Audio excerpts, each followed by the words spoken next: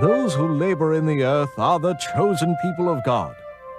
Thomas Jefferson believed that those who tilled the soil were the backbone of the country, and that the future of the Republic should be a nation of independent farmers spreading across the continent. But in 1800, the U.S. ended at the Mississippi, and to the west stood the territories of France and Spain. Dreaming of a French New World Empire, Napoleon had acquired the vast Louisiana Territory from Spain.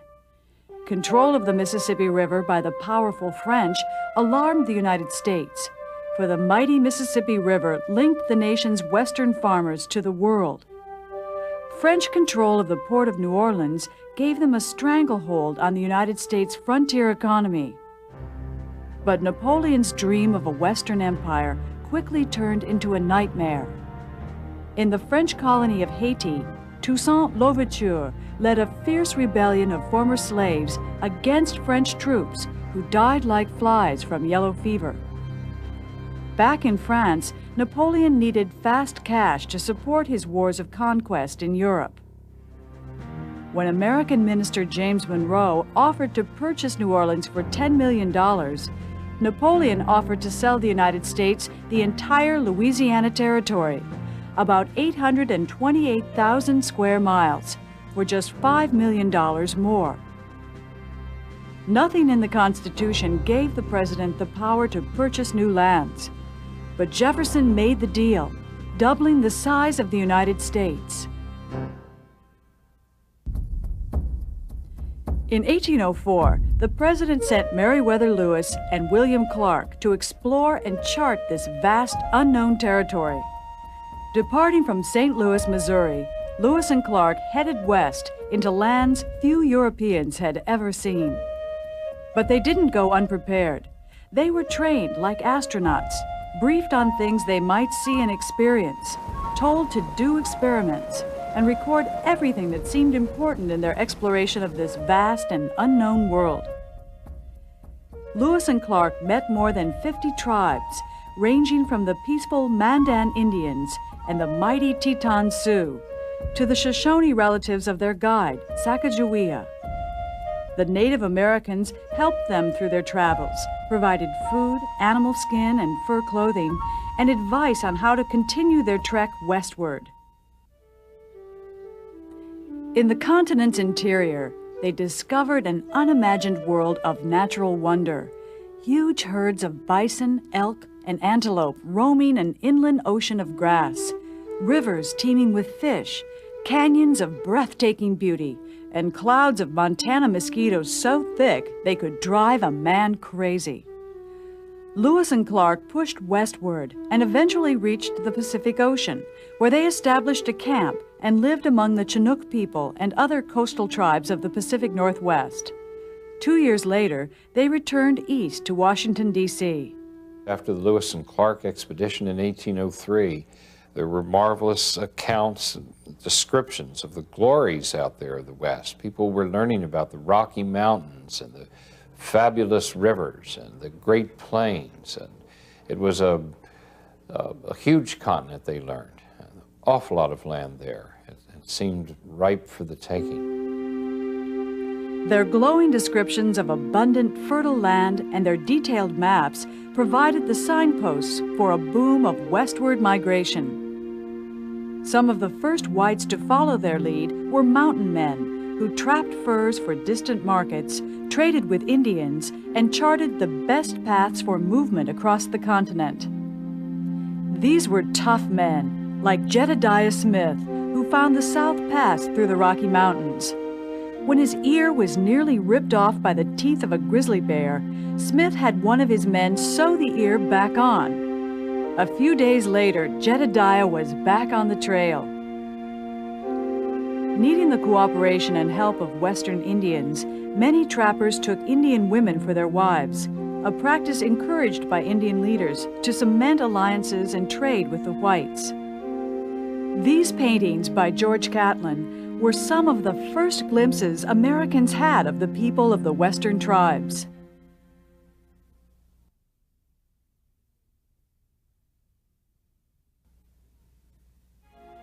The western boundaries of the Louisiana Purchase were anything but clear, and no Indian nations had been party to the sale of lands which they claimed as their own.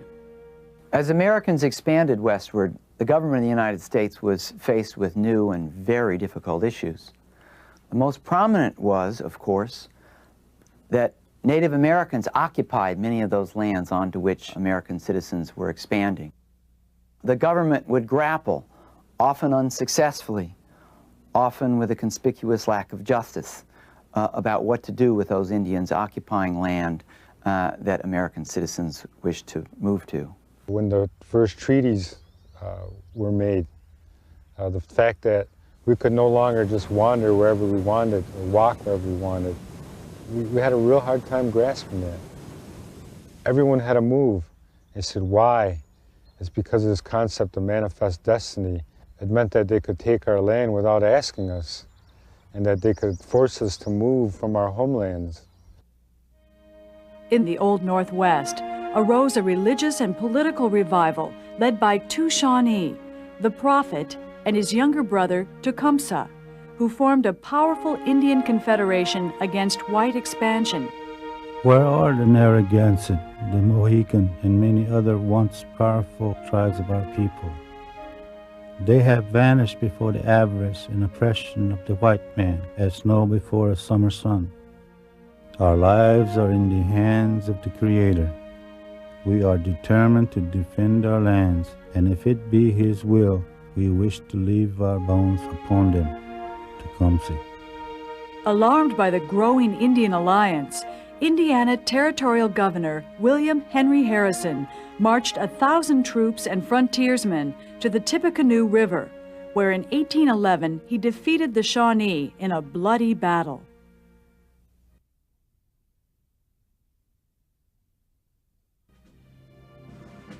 The power struggle between England and its former colonies had not ended with the Revolution. While the Napoleonic Wars raged in Europe, the United States had become the largest neutral carrier of goods in the world.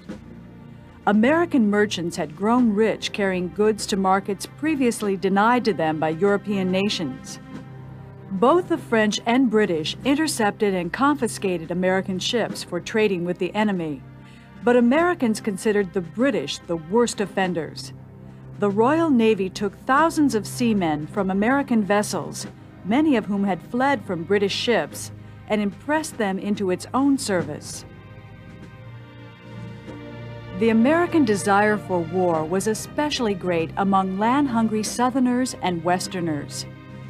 Led by John C. Calhoun of South Carolina and Henry Clay of Kentucky, these war hawks accused Britain of still treating the United States like a colony and demanded that President Madison assert American independence by going to war. In 1812, they got their way when Congress declared war on Great Britain. The War of 1812 saw each side win its share of battles. Twice the Americans attempted to conquer Canada, torching the Canadian capital at York in 1813.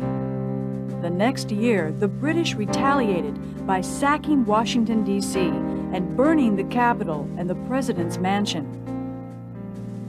Ironically, the United States' greatest victory came after the war was over.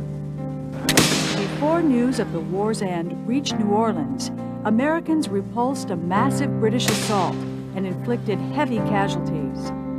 The Battle of New Orleans had no effect on the peace treaty, but it did boost American spirits and made a national hero of General Andrew Jackson. 2 years of fighting had worn both sides out. The Treaty of Ghent returned the United States and Great Britain to the status quo antebellum, or literally, the way it was before the war. But the war did have devastating consequences for the Indian nations which occupied lands claimed by American settlers. When the war broke out, Tecumseh had joined with the British. His death at the Battle of the Thames in 1813 ended the Western Indian Alliance. The next year, Andrew Jackson, with the support of Cherokees, Choctaws, and Chickasaws, crushed the Upper Creeks at the Battle of Horseshoe Bend and forced them to give up 23 million acres of ancestral lands.